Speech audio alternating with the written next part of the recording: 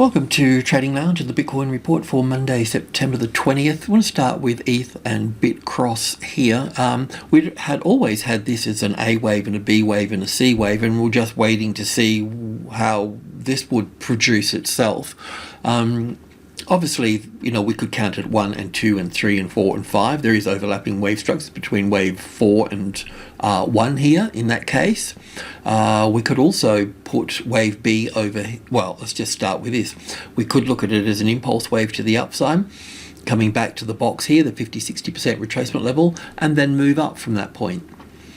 At the moment though, ETH is on the weaker side and Bitcoin is on the stronger side while this pulls down here. So we'll just get a bit of, obviously this appears to be an impulse wave here. So we'll give it a bit more time and we'll keep a bit of an eye on it. The other move here could be that there's wave B over here and wave C over here for that. So all of this becomes the A wave here, so an A and a B and a C wave over here. Probably a bit of a long shot, but it's kind of good just to shoot the breeze on these sorts of things. But anyway, the short-term thing is that this market still needs to pull back down a little bit closer. Obviously, there's fantastic support at the medium level here at 65, halfway between two major levels, 50 and 80. So using the Fibonacci sequence as a price ratio, so 1, 2, 3, 5, and then 8, and then back to 10. I mean, you go to 13, but 10, and then 20 and 30 and 50. So the power of 10 in that case. Okay, anyway, that's where that is. Let me pull into when we should. Oh no, we'll start with Bitcoin. It's cool. So look, there's two scenarios with Bitcoin, and you know, we can develop a bias on one of them as things unfold. So one of them is this bearish market from the top here as 1, 2, 3, 4, 5 for the A wave, an A and a B and a C for the B wave, and 5 waves down we have wave 1 already, and then we have an A, B, C back for 2. So in this picture here, we're just in this little part just in here. So very shortly we'll know when this is moving down. If it moves down like fast, you know, then we'll know that it's a wave 3. If not, well, then we'll be looking at our bullish count, which will be basically a wave 2 with wave 4 over here for this. And yeah, the wave C should be a little bit lazier than wave A, the first move down through here. So we'll see how that goes. That's it in a nutshell. I think it's kind of interesting, this, as I mentioned before, this little picture in here, just in this little low here, is really quite similar in a small way to this bigger picture here. And this bigger picture here produced a trend out of it. You know, so yeah, the other point here too is that I just sort of feel it's a bit more bullish, as I mentioned before, because of that time it spent there. Let's just go in and have a look. Not sure what, there's a couple of things here. So we're still going to put wave C of B here, and we're still going to look down here, well, for wave C, or I should put it, yeah, that's okay anyway for the time being, wave 4, but it was another count, but I'll just remove that then. It was that the other count was basically, let's just have a look at it here. It's not much of a difference. It was slightly different. It's wave 4 here with 1 here and 2 here and 3 here and a 4th wave here and a 5th wave here for wave 1 and then a wave 2 here. So if we get a move above here, then we'll look at this, okay? But otherwise we won't. But anyway, that's where that wave 4 comes from. So at this stage,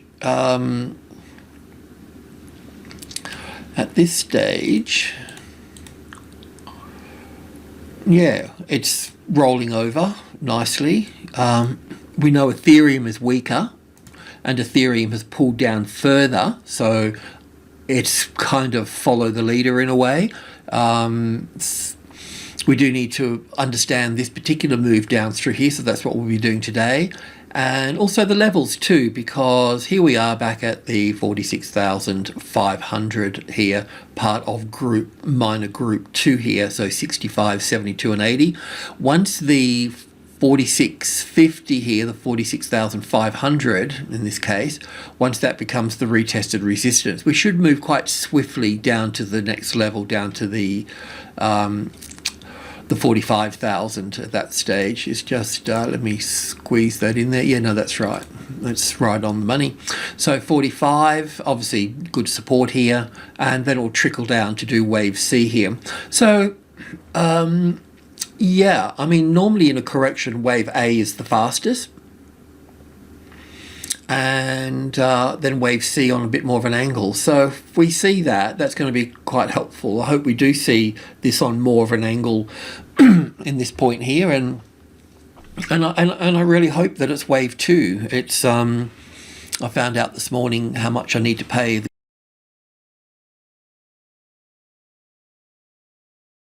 government in tax, so so now I can move forward as well. I have to pay some tax, but not a lot of tax. I'm happy to pay tax. I like to be part of the community. I don't like to dodge it, but I like to save a reasonable amount as well. Of course, you know, business is business as such, but I don't want to be a person that doesn't pay any tax. I wouldn't feel happy about that. Life's a bit more than money.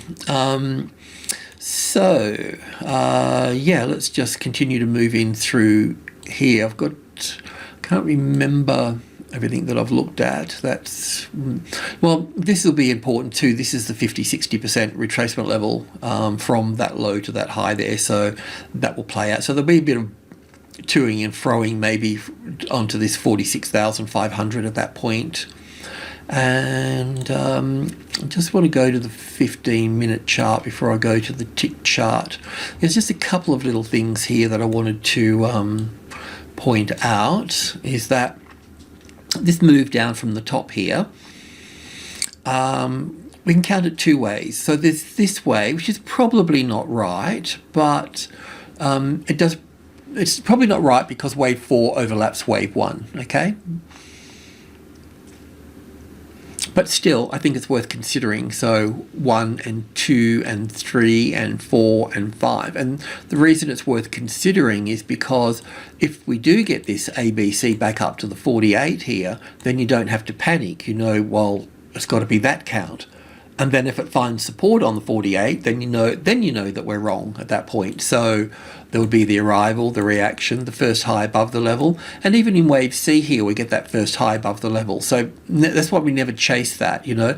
If the market then gives us the B wave, which will just be wave 2 or wave B, and the market can either push up from that point or it can retest here and then drop at that point. So the classic trading levels pattern and going long here, as simple as it's, you know, it's making the complex simple, and yeah, it really just slices through at the point. And you know, this is taking in consideration the psychology of which is basically the volume of the market depth. And so, as simple as it is, it works. It's like over here. So let's just say this was the arrival, the reaction, the first high above the level. So we could go long above here. Then we've got, I don't know which one we want to call the second high here, but it doesn't really matter. It didn't get triggered in. It saved your ass, you know. Yeah. So anyway, the takeaway here, sorry for waffling, is 1 and 2 and 3 and 4 and 5. Yes, it does overlap. So there is that problem with that situation. The other count that we could look at with this will be on the tick chart.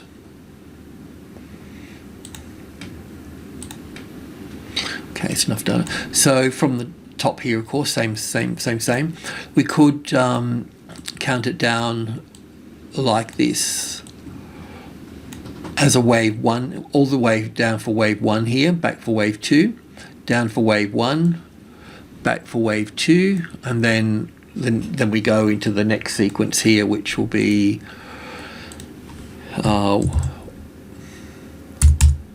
not even that. We don't want that one. We want this one.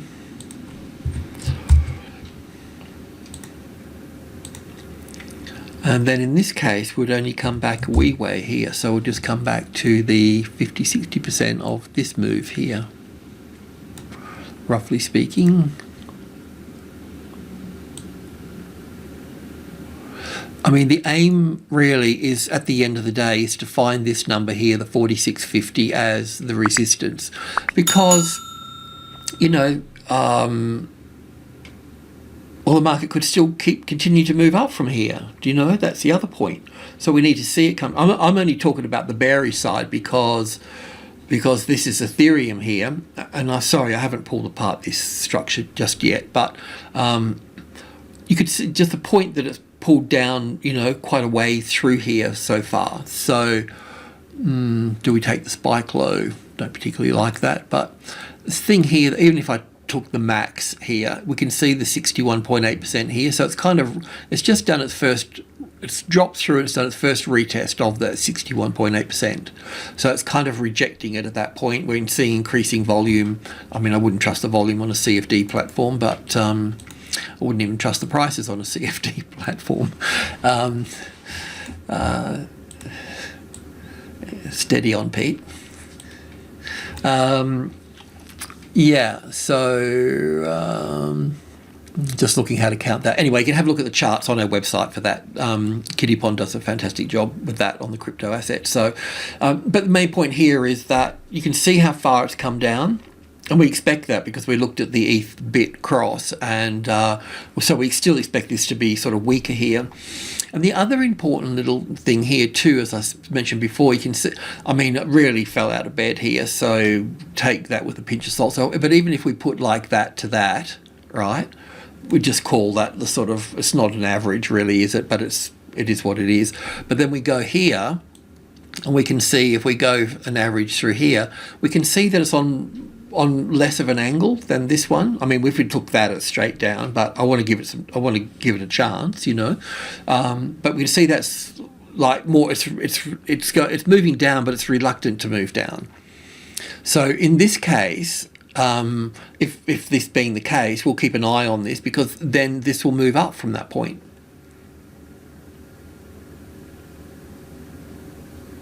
So I think that's pretty exciting news there, because it brings us back to, you know, we want to. It would be nice if we get our 5 waves down here. It'll be something like this: wave 1 and 2, 1 and 2, maybe 1 and 2 and 3. Anyway, to move, we want it to move down. If it moves up from here, if it moves up in this way and starts to deal with the 50,000.